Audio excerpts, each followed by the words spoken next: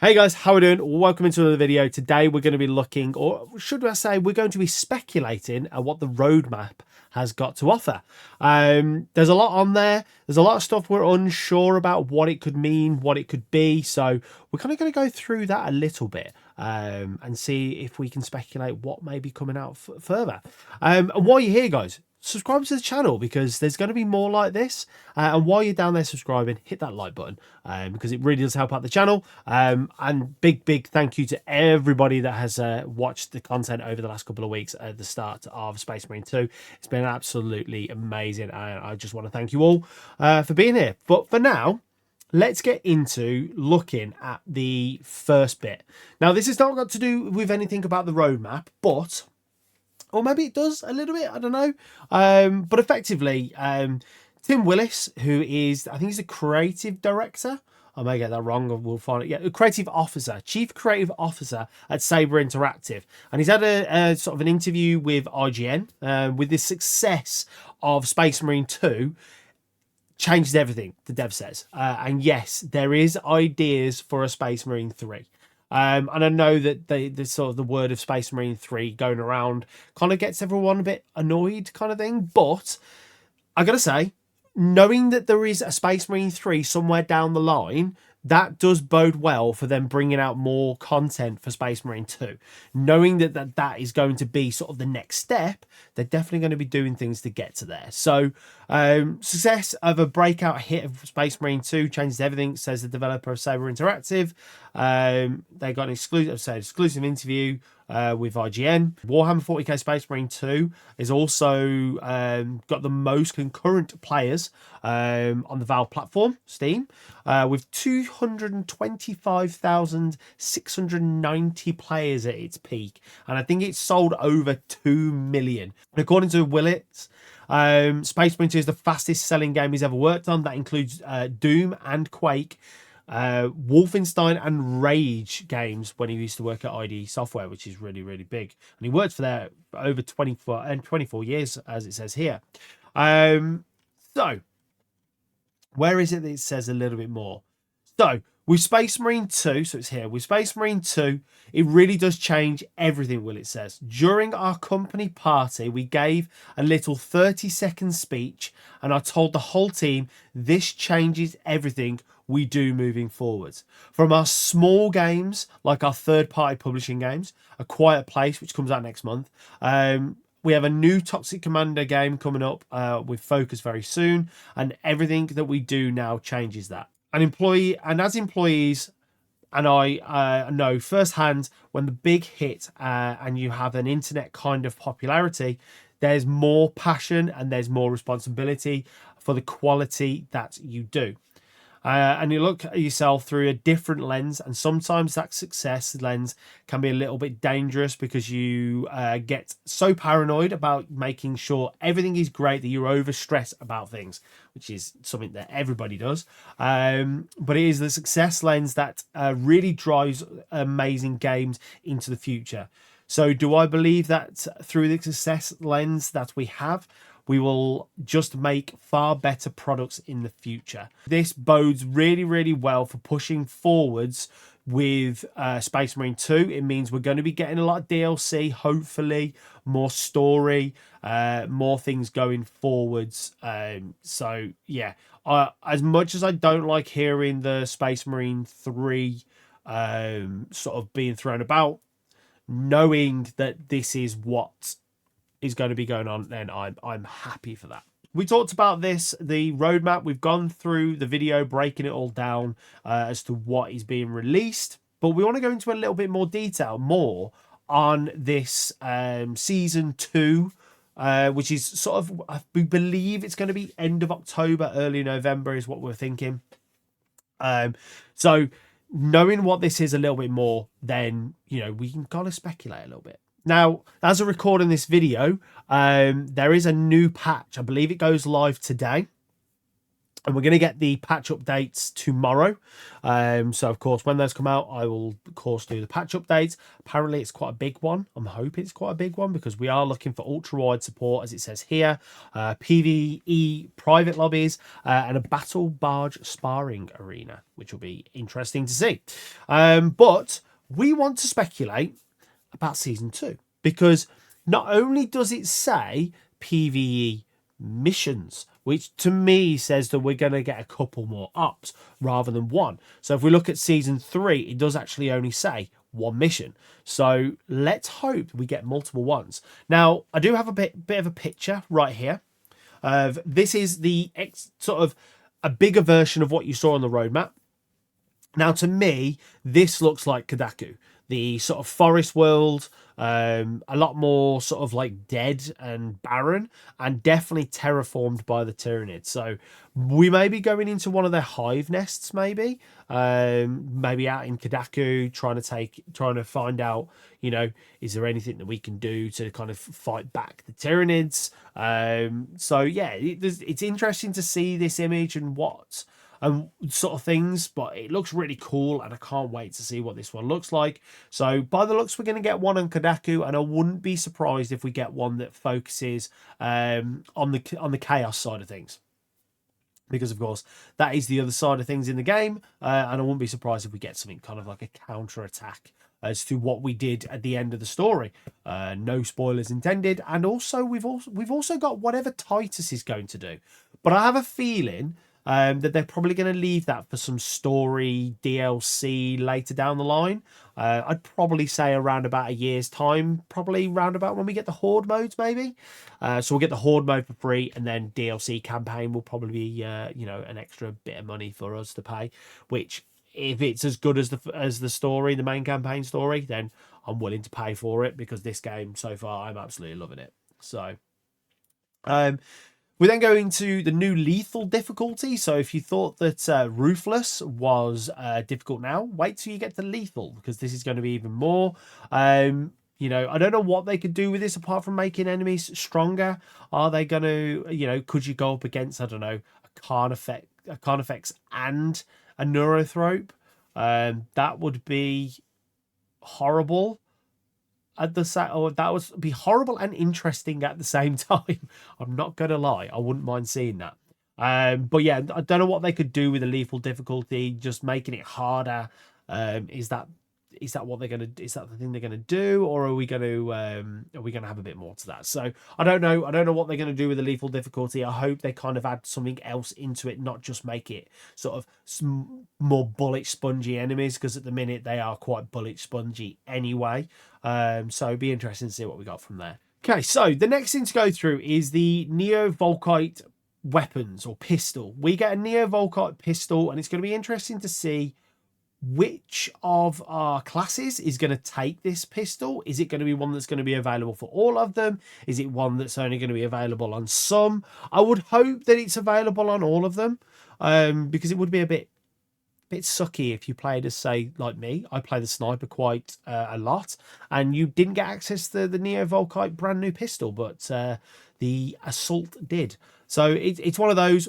We'll have to wait and see what this goes to, but I thought I'd go into what a Neo-volkite weapon is. So Neo-volkite weapon is an arcane term used by the Adeptus Mechanicus to refer to a class of powerful thermal ray weapons through technology pre-Imperium. So they're, you know, you're talking pre Horus Heresy, way before all of that. The origins of it date back to the Age of Technology or the Age of Strife. I think the Age of Technology was where AI takes over. I'm not 100% sure. Somebody, you can tell me down in the comments when that one is. And the Age of Strife, I believe, was just before the Emperor starts taking over and basically reuniting the Imperium. These weapons possessed considerable killing power, surpassing most armaments of their size. So think of the the plasma pistol, but more powerful. So it'd be interesting. So blasts from the Volkite weapons were even known to be able to penetrate through thick ceramite plates, which a ceramite plate effectively is what the Space Marines are made out of, or not made out of, or their suits are made out of. Which there you go, place of Space Marine power armor, with one concentrated shot. So they can literally go through it in one shot, which is crazy to think. Volkite weapons produced a deflagrating attack. Deflagrating attack? Not a clue, but in which a subsonic combustion caused a beam of thermal energy propagated through a target's material by thermodynamic heat transfer, so that hot burning material heated the next layer of cold material and ignited it. Volkite weapons' heat rays had a devastating effect on organic matter, explosively burning flesh into ash and jetting fire. So one thing from reading this is I really, really hope that we see people just like into flames. Like even the Tyranids, like let them just burst into flames, because that would be freaking amazing to see. I'm not gonna lie. Just bye. So it'll be interesting to see what this pistol's going to be like, and it'll be interesting to see whether we maybe get some more Volkite weapons later. Because of course it says here on the right hand side here, you'll see the Volkite Cavalier, often used by Space Marines and Legions. So not chapters, but Legions is way before. Infantry squads as their primary weapon during the early years of the Great Crusade. Now, it says here as well, unfortunately, Volkite weapons of various types were difficult to manufacture. Even the most able of the ancient Mechanicum forges, and they demanded an demands of the expanding Great Crusade in the late 30th millennium swiftly overwhelmed supply of these relic weapons. So there's not many of them left. So are we going to see any of them? Who knows? We will just have to wait and see. But it's interesting to kind of go into. And so the next one for me, and this is a big one, is the new enemy types.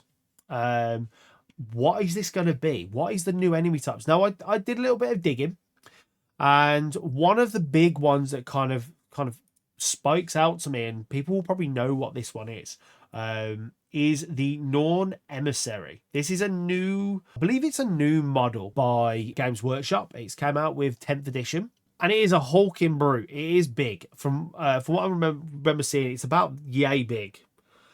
So you're talking like the size of my head as a model. And to put that into comparison, this right here is a Primaris Space Marine. This is effectively what we play as. This is actually one of the snipers for the Primaris Marines. So, you know, the size of this compared to my head is how big this thing is going to be. And realistically, it looks like it's a Hive Tyrant crossed with a Neurothrope. This is what it basically looks like. Whether we're going to see this as a new enemy, this could be the boss for one of our new ops. If it is, dear God.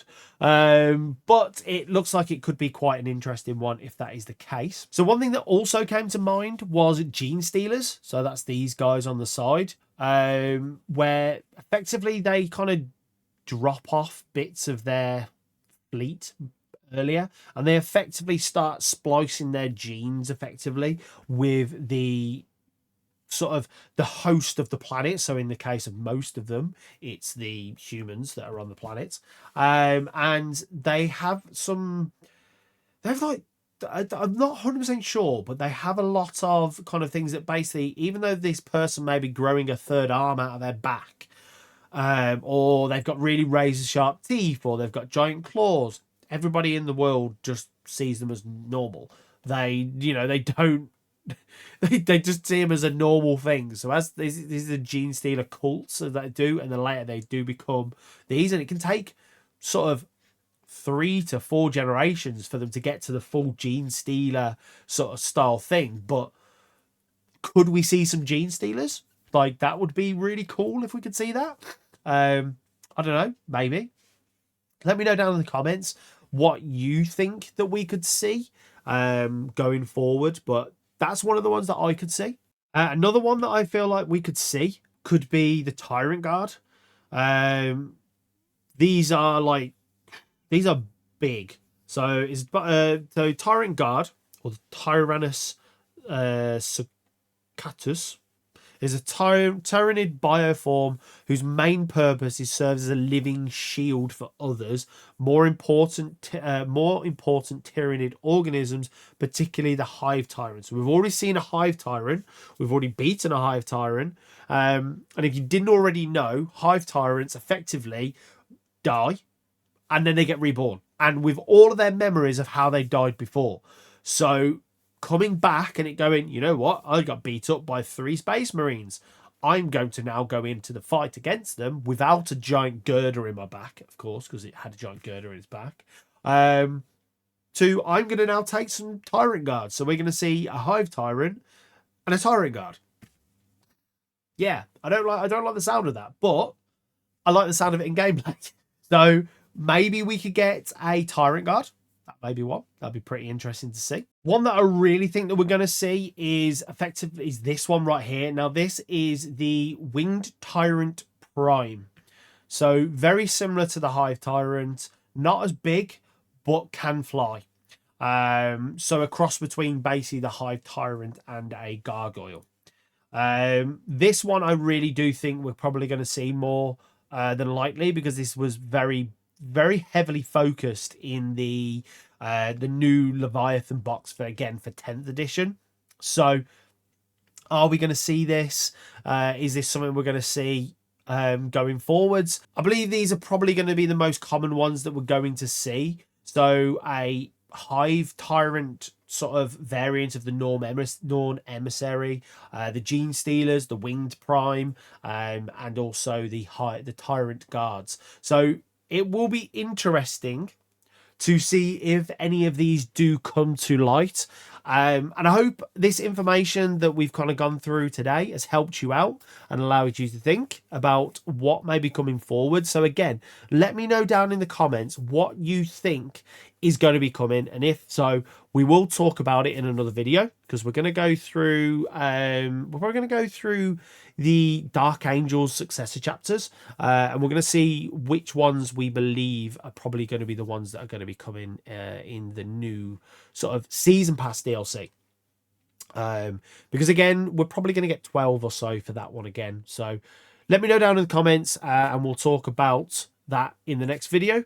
But other than that, guys, like I said before, if you have liked this, please do leave a like, subscribe to the channel for more like this, because we are going to do some more sort of like what is coming up going forwards. And yeah, till the next time, guys, peace.